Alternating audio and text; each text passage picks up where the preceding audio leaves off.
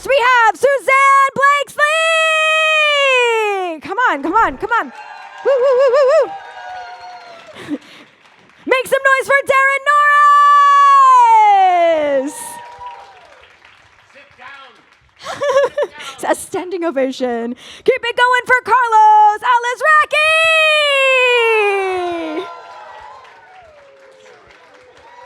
God, woman. And last but certainly not least, Butch Hartman!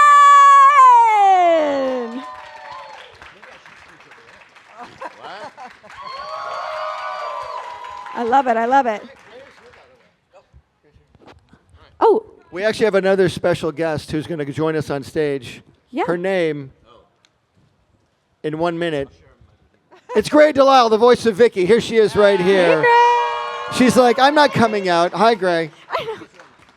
I love that we had plans, but that's okay. You ruined our surprise, the twerp. I was going to come crash this place and say, I thought I told you ruined guys it. to go to bed. I ruined it. I ruined it. But it's fine. Hi, Gray. Good morning. There we go. I was like, no, don't. And then he... I know. I don't, all the rest of us were on time. That's all I hear. Well, hey, Miami, what's going on? Miami. Yeah. Animate Miami. Guys, it's Miami. It is Miami. It's not 305. Miami. Miami, baby. Oh, there you go. You fit right in. Miami, Florida. See, do you guys get the chance to make your way down to Miami often? Any fun plans for the weekend? No, I have a daughter who lives in Cocoa Beach. So I'm always in Cocoa Beach, but I've not been here before. Or should I go first? Where should we go? Oh my gosh! I mean, what do you think, guys? Where should we go in Miami? I don't even know. That is a great To the beach. Versace mansion. Versace Mansion's great. You can have dinner there, and it's a hotel now. So I think that is a Very really nice, good very recommendation. nice. We'll get down there. Who wants to go to the Versace Mansion? Raise your hand. Let's Cool. make it happen. Got a van. So Last night, my waiter was a fan of cartoons, and it was so funny because I treated myself to like a Valentine's Carlos, dinner. you were her waiter? I didn't know That's that. our waiter, yes. Wow, that's Me nice. llamo Carlos. ¿Qué But he had quieres? no, but he was teasing me all night for being by myself, and then the couple next to me sat down, and immediately, 15 minutes into the dinner, the girl goes, "All my friends keep asking me why you haven't proposed yet." And I was like, "Oh, dinner and a show. I'm going to listen to everything they were saying." Oh, my God. So then I told the waiter about it. Then we were laughing. So then at the end of his shift, he brought over drinks, and he was sitting down, and we were like chatting and laughing and everything. And then he goes, "What was your name?" And I go, "Gray." And he goes, "Gray." Wait a minute. He's like, is your last name Delisle? And I was like, yes. He's like, I've Wikipedia'd you so many times. And Anyway. he proposed to her. beautiful. Oh my God. I like how he says, "Is your last name Delisle?" How many other Grays are there out there? I mean, I know, it's true, it's true, gotta be. but he was like- Wait, what? And good to see you, young lady. Oh my gosh, it is such an honor to be here. It's good to see you guys. So, out of curiosity, when did all of you guys initially meet? Because I know a lot of times through auditioning and recording, you don't always record together or meet. So, when did you guys first actually meet? Well, we actually did record together. Amazing. Oh, that's yeah, great. yeah. We In the old days, you would all get into a room and record together. I remember that. You were barely 17. It was great. We'd crank up the electric power. That's when Gray was blue. Yeah, we would read it like a play. We'd do, 2 pages at a time. Yep. And then we'd get notes, and then we'd read it again. We actually first met in the year 1998. That's when I did the first Fairly OddParents short cartoon. It was a short cartoon. The only characters in the short cartoon were Timmy, Vicky, Cosmo, and Wanda. So we all met. Carlos showed up as Mr. Crocker. Don't you guys love But Mr. Crocker? before Don't you love that, Mr. Crocker? Yeah, thank you. Hello, Mother. I showed up in 1999 as Billy Crystal Ball. That was my introduction. That's right. Carlos did a random fairy character, and we did an episode called The Zappies, where they were all getting fairy awards or whatever. And you were the host, Billy Crystal Billy Ball. Cristobal. Back then, that was like, I do all the sound-alike stuff now, but it was like, yeah, I'm Billy Cristobal, and everybody gets an award. Mike Wazowski. My one eye. Exactly, yeah. Fairy godparents. So we met a long time ago, and then I love putting people in the room together because I think it gives the show a much more cohesive. You just sound better when you're together. You can play off each other. You can know each other's timing. The characters can react to each other. There's a lot of shows that do characters individually, and they sound fine. But for me, I just like to enjoy the experience. I think we had a great time. Didn't we have a fun time doing it all? So many improv moments came from just all being Agreed. together. Yeah, you get a lot of great stuff out of just improving off the script too, which is That great. to me speaks to a very confident creator, because a lot of people are so insecure that they're like, I need to control every little thing, and I want one person at a time so I can control exactly. You were pretty confident. You were just like, go ahead, play. I'll tell you if it's not funny. He would always tell us if it was not funny.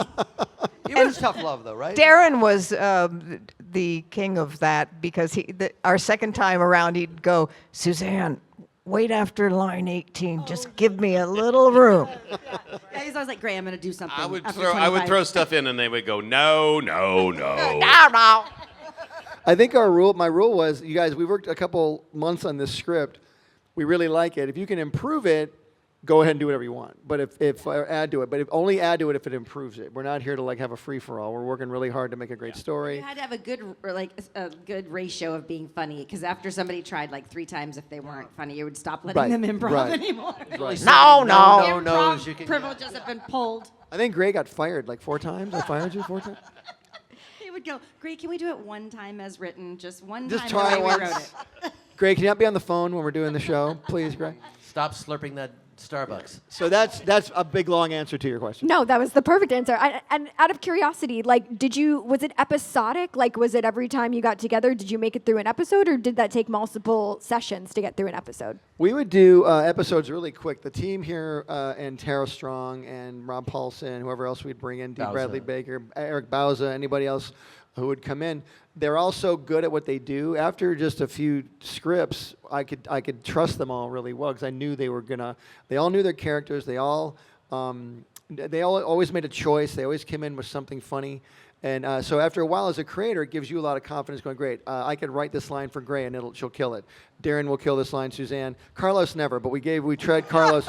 We would work really hard with Put Carlos. me in the corner. Yeah, we worked really hard with Carlos.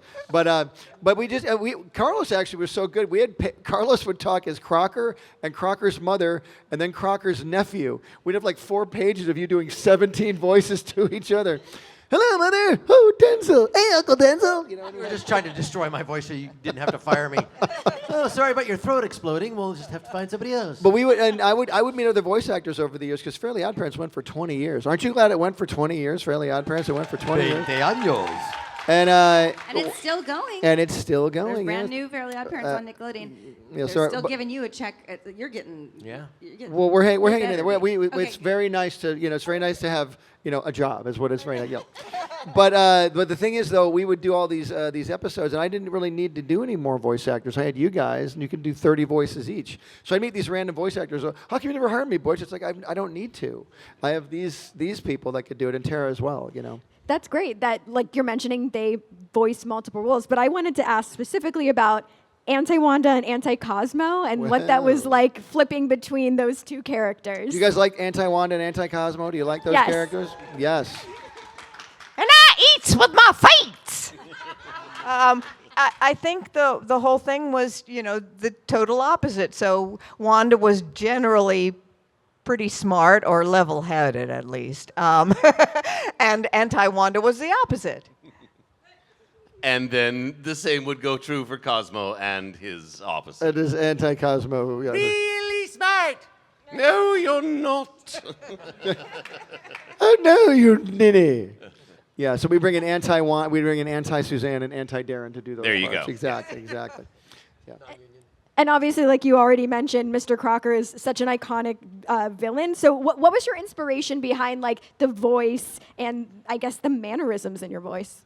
Well, Butch is the creator. He's the Dr. Frankenstein of it all. And I think we collaborated. To tell people always that I borrowed from the best, which is Harry Shearer, Montgomery Burns, revenge is a dish best served cold. When Crocker's sped up, and then little Richard Dreyfuss, there's a shark in the water. People have to stay out of the ocean. And then, of course, Gene Wilder from Young Frankenstein. You are not evil. You are good. And if you blend those all together, I know what happened to you, Timmy Turner. It must be the work of Very Good Birds. And that's how Crocker was born. But Butch was always sure to make sure that he was dialed up to an 11. All the time. Should Yeah. I do something subtle? No, just do Crocker. The more He had no insane, the place better. in our- Crocker was a great character because he was just so pathetic. But the weirdest thing about Crocker was he was right. He was completely correct. Timmy Turner had I'm not fairies. crazy. I'm not crazy. You see them, right?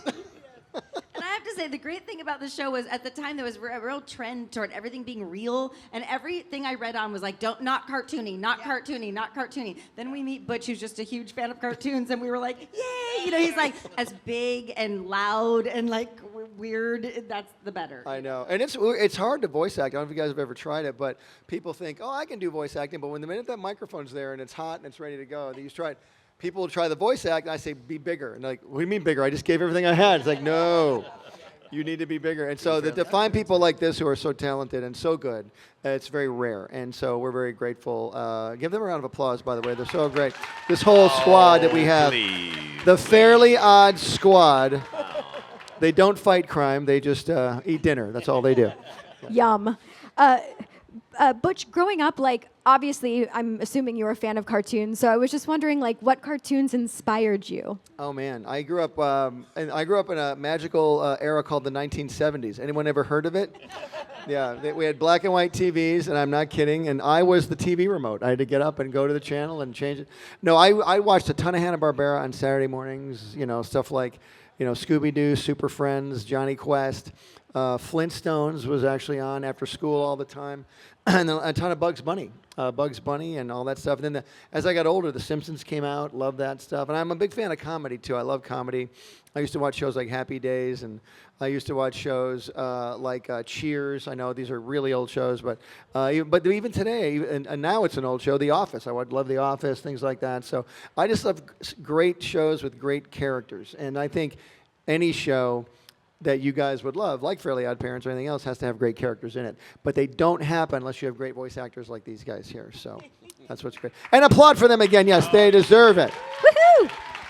Applaud less for Daran, but more for these other ones. Less for Daran, more for the rest. Yes. Yes. Levels. He picks on all of us individually. Yes, it's time. I did Carlos and Daran. It's time for the ladies now.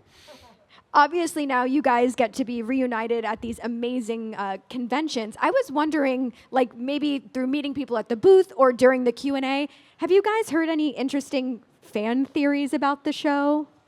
The theory I get all the time, people say, hey, Butch. And I'll say, yeah. And they'll say, I'm sorry I'm so close to you. I'll say, it's fine. Don't worry about it. And I say, is Timmy Turner really Danny Phantom? Have you guys heard that one? Then they'll say, hey, Butch. I'll say, why are you even closer now? And then they'll say, is Veronica really Trixie Tang's fairy? Have you heard that one? Yeah. So I get all those theories because Veronica has pupils and Trixie Tang does not. So they think all the fairies have pupils and the humans don't. So that's a theory. I didn't hear a theory, but I had a really good question today. Do you think that Timmy Turner's dad hates Dinkelberg more than Homer Simpson hates Flanders? Ooh. Now, that is a good That's question. a good question. And I went with You mean- Dinkelberg being hated more by Timmy's dad. Yep. One of my favorite shots of Timmy and Timmy's dad and Dinkelberg. Timmy's dad's going off on a rant how he hates Dinkelberg. Like how would he say Dinkelberg? Dinkelberg. That's right. But when Timmy's dad, Hey, neighbor! he does Ooh, Dinkelberg. Dinkle dog. But when Timmy's dad's going off on a rant, he goes, how dare you doing this, donating me a kidney. Who do you think you are, you demon with a human face? So funny. But and we just wanted to make it an irrational dislike. And I think it was, do you guys like Dinkelberg and Dad's relationship? I think that's really funny. Yes. Somebody said, it's either Dad in a Speedo or Dinkelberg. He's in a Speedo. I'm like, looking good, neighbor. Looking good, neighbor. Yeah, it's really funny. Yeah. So if it's okay with y'all, we're going to take some questions from the crowd. So You guys have any Let's questions do at it. all? Yes. Who has a question? Yeah, if you want to come down to the mic. Hey, guys, ask a question, please. Don't make a whole statement because we'll make sure we get to everybody. Yes. Yes, hello. What's your Hi. name? Hi. What's your question? My question is, what are some of your favorite sorry. What are some of your favorite episodes from the Fairly OddParents? Why don't we each Channel take one? Chasers, that's my Channel favorite. Chasers. Who likes? You guys can applaud for everything we say. That really helps. Channel Chasers was great because I got to do Timmy Turner going into every cartoon I grew up with, and we got to change his style in every episode. It was so much fun. So great question. Thank you very much. Thank you. Hello. Hello. Hi. What's your name? Zuli. Hey, Zuli. Hi. I wanted to ask, do you think that Dinkelberg's hatred stems from his, or the dad's hatred towards Dinkelberg stems from the mom dating Dinkelberg back in the day? Oh. Well, that could have something to do with it. We should explore that more. Well, I knew she'd be happier with Turner's dad. Actually, she and I are really married. He just doesn't know it. Yeah.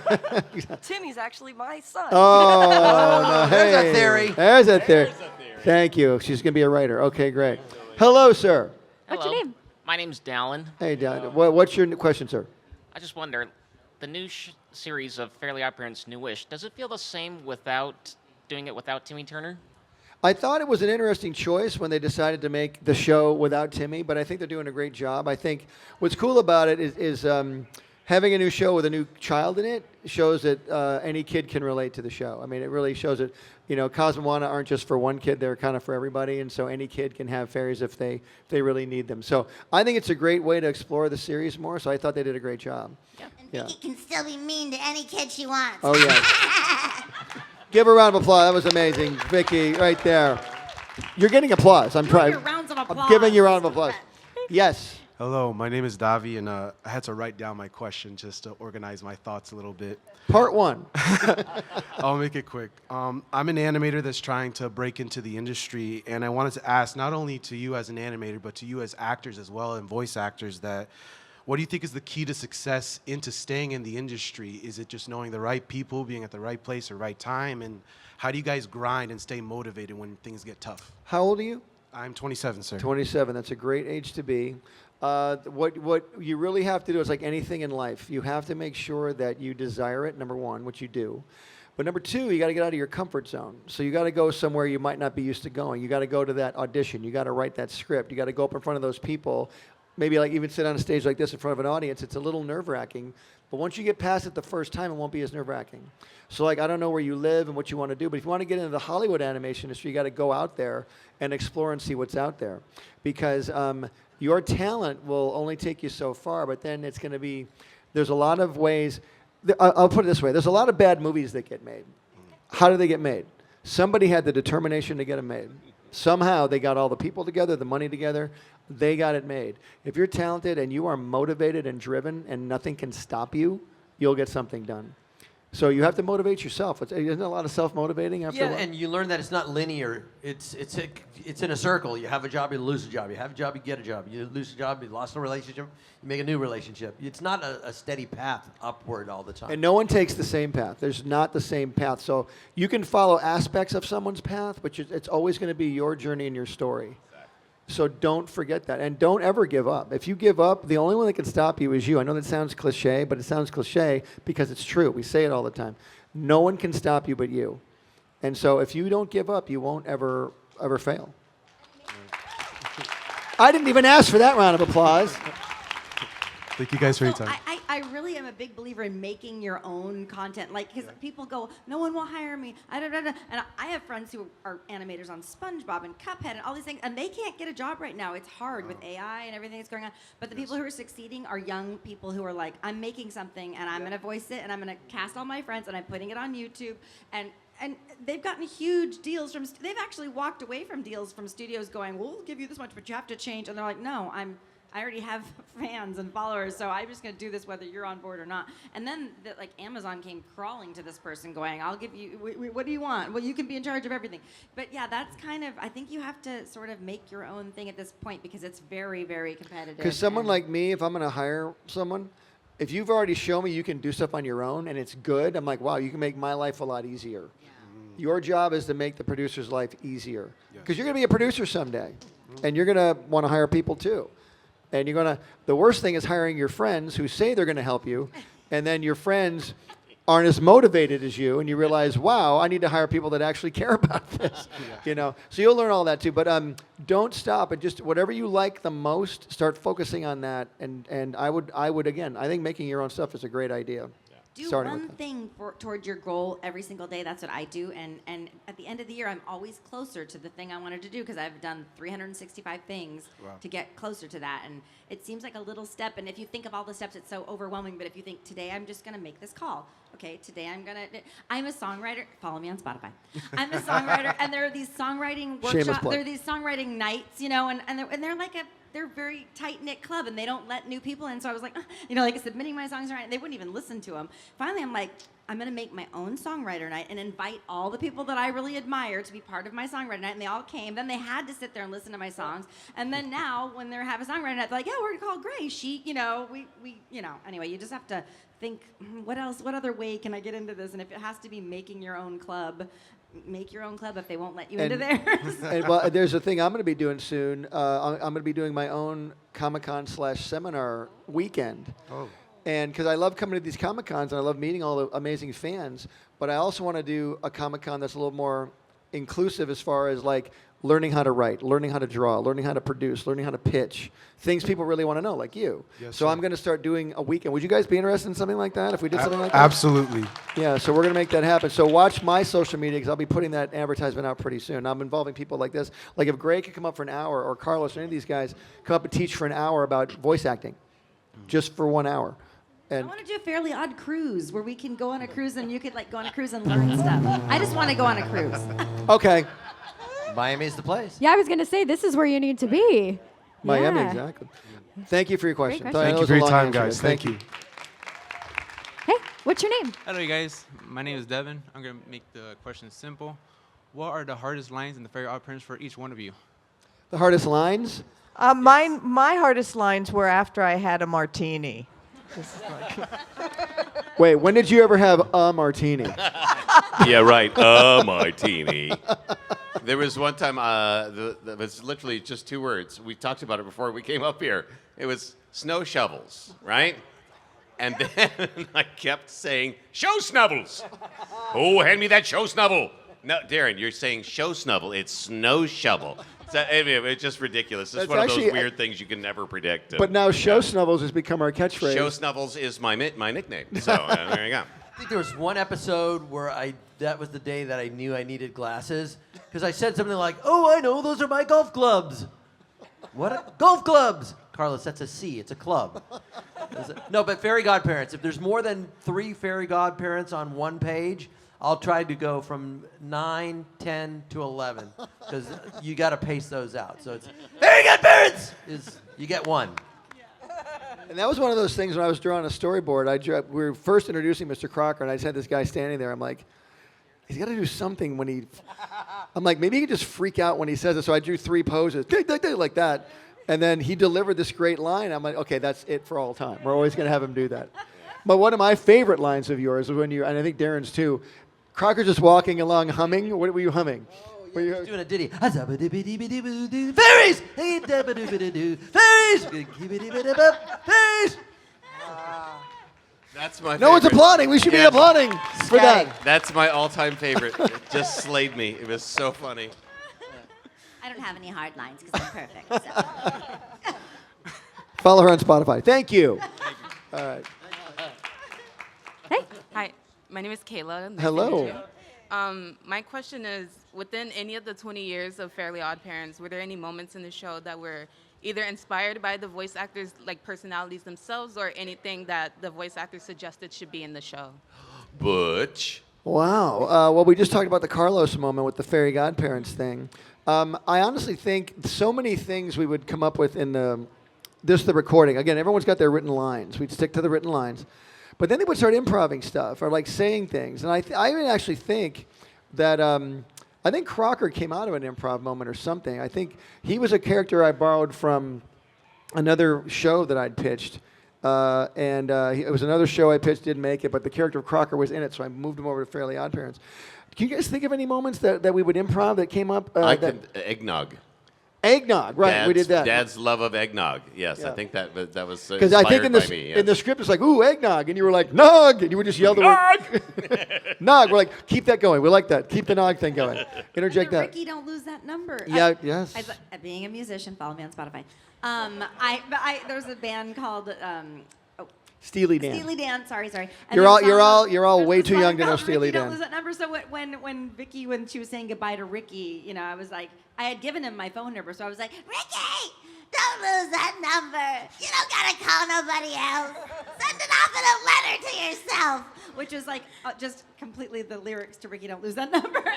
And he told me I could do it. He Yeah, said, you were, "Believe it." and of course you were brilliant, especially on Spotify. But when Chris Kirkpatrick came on to do Chip Skylark, you guys know Chip Skylark? You like Chip Skylark? We had Chris Kirkpatrick from NSYNC, because there was the big boy band at the time, come in and do Chip Skylark. The day he came in to record, it was like a Saturday. We had him on a Saturday. And the NSYNC album was coming out that Wednesday, July 24th. When I first met him, he was like so programmed to say it. He was such a nice guy. He goes, "Hey, man, I'm Chris. My album comes out July 24th. And we're like, "Great." And I said, "Let's put that in the show." So in the very first episode, you see Chip Skylark. Vicky opens the door, and it's Chip Skylark. She goes, "Oh my gosh, you're Chip Skylark. Hey, the album comes out July 24th. Can I use your phone?" And we put that in there. So that's in there for all time in that episode. I bet you went to, I don't know how many people you went to for that role who probably turned it down, who are probably so sorry right now because their careers are over and they wish they could do a convention. He tells me that he gets more fan mail for that than NSYNC, he told me. Yeah. Such a great guy. Thank you very much. Thank you. Have Thank fun in you, Miami. sweetheart. Thank you. Hey, what's your name? Hey, what's up, guys? How you doing? Name's Andre. For Carlos. Hey, Andre from Carlos. I actually have two questions involving crossovers. The first one is, was it your idea, Butch, for the Timmy Power Hour? Do you think it's a good idea? No, I'm saying, was it your idea? If it was good, then it was my idea. Yeah. If it was a good idea, then it was my idea. No, actually, Jimmy Timmy came out real quick. We were in. You're working at Nickelodeon in Burbank. You've got Jimmy Neutron being made over here, SpongeBob here, Fairly OddParents here, Dora over here, and we were just passing in the hall one day, and talking about shows, and we kind of stood there all looking at each other. The writers from Fairly OddParents and Jimmy Neutron were like, "You've got a kid named Jimmy. I've got a kid named Timmy. They're both 10. One's into science, one's into magic. What are we, idiots? We have to do this." And so we actually we pitched it to Nickelodeon. They thought it was great. Like an Almond Joy candy bar. Exactly. Or a Reese's peanut butter cup. So we ended up putting the shows together, and what could we do? Let's have them cross worlds. So Timmy, the flat 2D character, became CG, and then Jimmy, the CG character, became 2D, and it was a massive hit for Nickelodeon. We did 3 of them. Did you guys see all 3 of them? We did 3 Jimmy Timmys, yeah. So much fun. So much fun. And I think they came out great, and I'm really proud of them. And I remember when they came in saying that back in the day we'd get ratings before all the streaming services, but a good rating on a show was like a 5 or a 6. The Jimmy Neutron special, Jimmy Timmy got a 15. It was massively huge. Yeah, it was really, really cool. So thank you all for growing up on it and watching it. The original collab, Amen, exactly. Yeah, my second question is, since internal crossover movies are so popular these days, I'm just wondering, do you think there's ever going to be a Fairly OddParents, Danny Phantom Tough Puppy crossover or special? Do you guys want to see that? Should we do that? Should we do something like that? Yes. No, I did a short cartoon, the 25th anniversary of Nick Animation, back in 2017. I did a short, like a 5-minute short, where where Danny Phantom, Timmy Turner, Tough Puppy, and Bunsen is a Beast, they all meet in a short cartoon. Okay. It's called Fairly Odd Phantom. You can find it on YouTube. It's really fun. Okay. But I'd love to do a longer one, yes, absolutely. Okay, thank you, buddy. Thank you. Nice tie. Gracias, Andre. He's a mild-mannered reporter. Hey. Yes, sir. Good morning. My name's Jeremy. I have a question about alternate characters, and I'm more thinking about Cosmo, because in the pilot, he wasn't dumb. He quoted Groucho Marx. So I'm curious whether your characters had any alternate versions before you settled on the ones in the main show. Oh, well, yeah, yes, that was a conscious choice on Butch's part. And if I'm not wrong, originally in that first short, yeah, Cosmo is sort of hip and slick and cool and like a used car salesman, baby, right? We're magic. Ooh, magic, ooh. And then I think when we got the big pickup, Butch wisely said, okay, we need room for this character to be different. Otherwise, that's going to get old quickly. So it was a very conscious choice on his part, and it was a great one. It worked out brilliantly to have Cosmo be more of the child and the buffoon and the goofball. And Darren's so good at the voice; he could do both super effectively.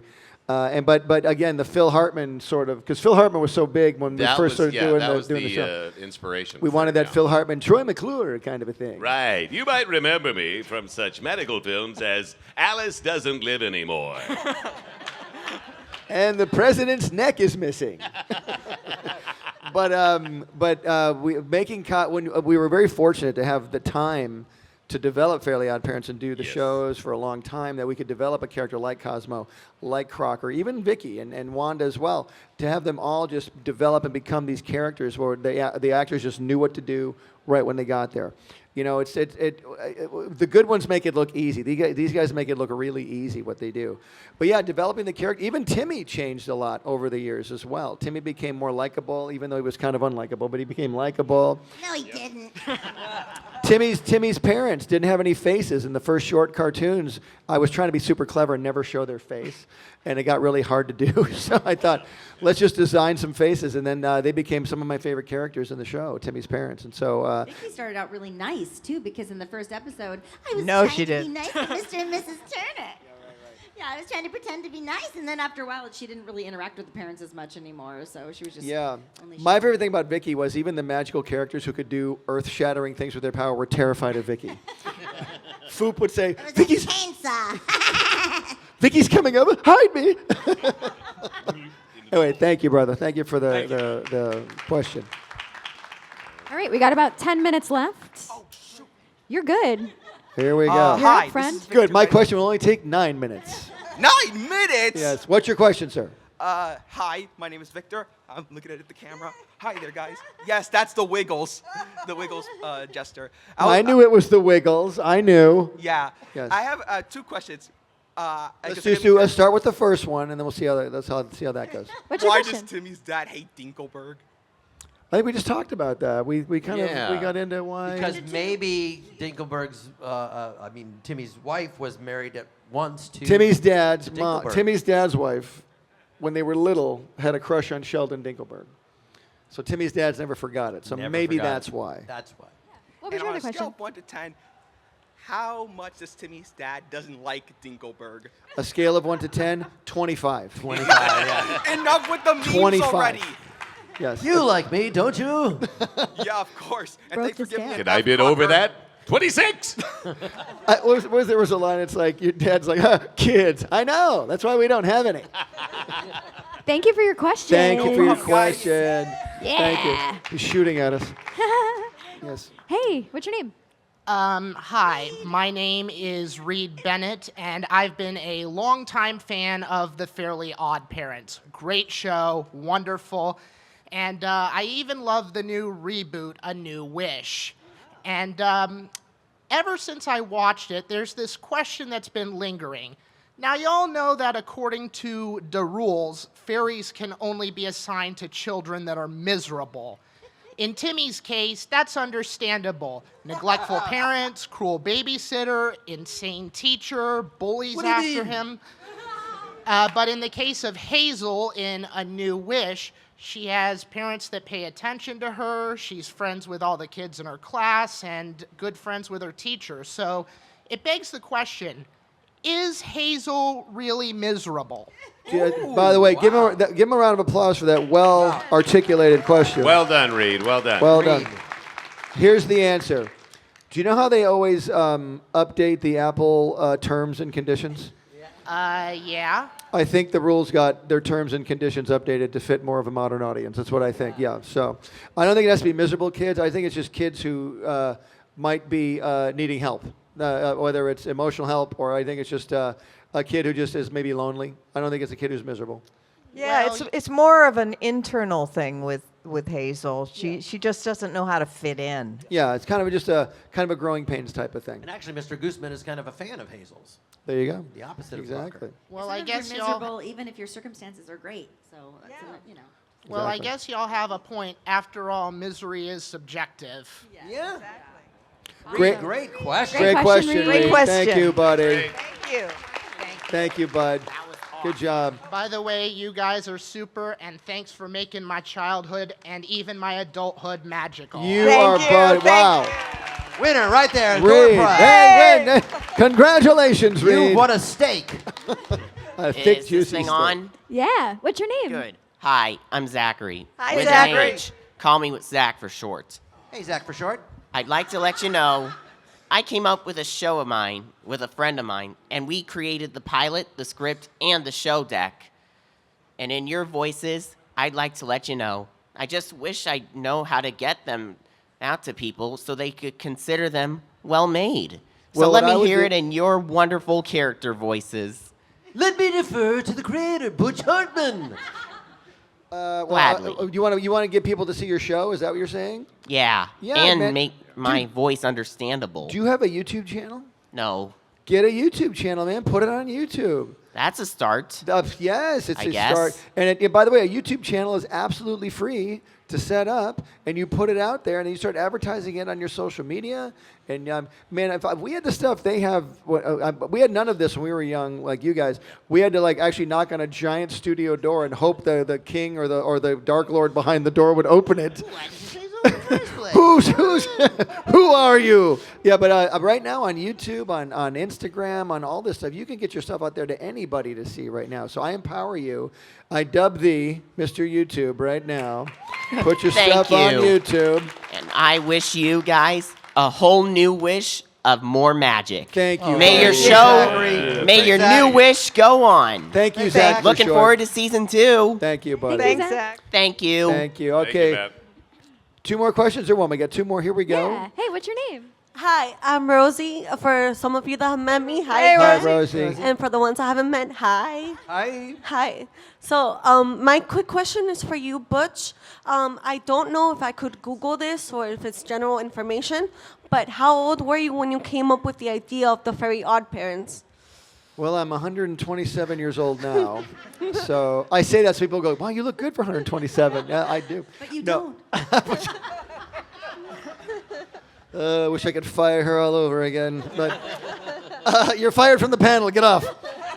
No, it was 1997. The world was young, 1997. No, I was 34 years, no, I was 30. You were younger than that. Yeah. Yeah, I was 30. I was working at Hanna-Barbera on the Johnny Bravo show. Johnny Bravo was ending. It was 1997. So I was 32. I was 32 years old. Yes. Yep. Wow, that's amazing. It was literally the same year I was born. So thank you, Butch, for everything. Like I said, I'm 127 years old. can feel 128. So, yeah, but thank you, sweet. I'm so Thanks, grateful. Rosie. Thank you. See you guys later. You are Thank so you, Rosie. sweet. Thank you, Rosie. And last but not least, Hello. Good morning, guys, or good afternoon. My Good name is morning. David. I've met some of you. My question is to you, Butch. How did you come up with the character? And I'm going to say this in the most Arnold Schwarzenegger way I can do. Arnold Strangle, or Von Strangle. Jorgen Von Strangle. Yes. Yes. No, I don't do the voice as well as he does the voice. Yes, he's right about that. One of the few things he is correct about. You should applaud more for that. I mean, that's Daran Norris before your very eyes. Remain seated or I will punish you. No, Jorgen came out. I was doing the Fairly OddParents as short cartoons. We weren't a series yet. And I had to come up with an episode where Cosmo and Wanda did something interesting. So I thought, wow, maybe their wands are out of power and they got to get them recharged and they have to go back to the Fairy Academy to have their wands charged. And Harry Potter was a book back then, and it was all about this this castle and all. I'm like, I don't want to put him in a castle or like a, I don't want to copy Harry Potter. So what if I just put him in like a boot camp that's completely unmagical and unfun? And who would run the boot camp? And Arnold Schwarzenegger was the governor of California, or was about to be. About to be, yeah. So, and he was all over the news. And I'm like, what if I had an Arnold Schwarzenegger fairy that was just a very big, tough guy with muscles who looked nothing like them? And so that's kind of where it came from. And I just drew this huge guy. I can't wait to meet our magic teacher. He's going to be fun. I bet he has a beard. I bet he has pink wings. And you got this huge, muscular guy walking up. So that's kind of where it came from. And Jorgen Jorgen's a really fun character. And we had a great time writing him. And just a guy who doesn't want to be a fairy at all, but he is. And so, yeah. The Tooth Fairy thinks he's pretty special, too. Oh, the Tooth Fairy, yes. The Tooth Fairy likes Jordan. Yes. He's married to the Tooth Fairy now, exactly. So, and great to the Tooth Fairy. Well, thank you, but I have one more thing to do. We're not worthy. David, Thank you, buddy. guys. It's very kind of you. We're all going straight to our tables after this, right? Yeah. You can find us at our tables. We're all in the same row out there. And it's such, it's really fun for me. I don't know if it's fun for you guys. Just seeing all these guys in the same room together again and being up here after working with them for so long, being able to meet each other and greet each other and spend time together. It's such a joy. And I really wish all you guys could get the same joy working with the family that you made through the work that you get to do. I mean, like you want to create all your own shows on YouTube and stuff. I really hope you do get to do that and experience all the fun stuff I got to, because it's great just to work with. We made a family together, and so being part of a family is really fun. So that's really been great for me. If you follow me Well on said. Spotify, I have free stickers at my table if you follow me on Spotify. And I was going to say, I feel like we should wrap this up by taking a big group family photo. Is that okay with you guys? Oh, do it. why not? I love the amount of applause that we've experienced during this panel. You guys are amazing. One more time for the Fairly Odd Parents, everybody! Thank you, guys.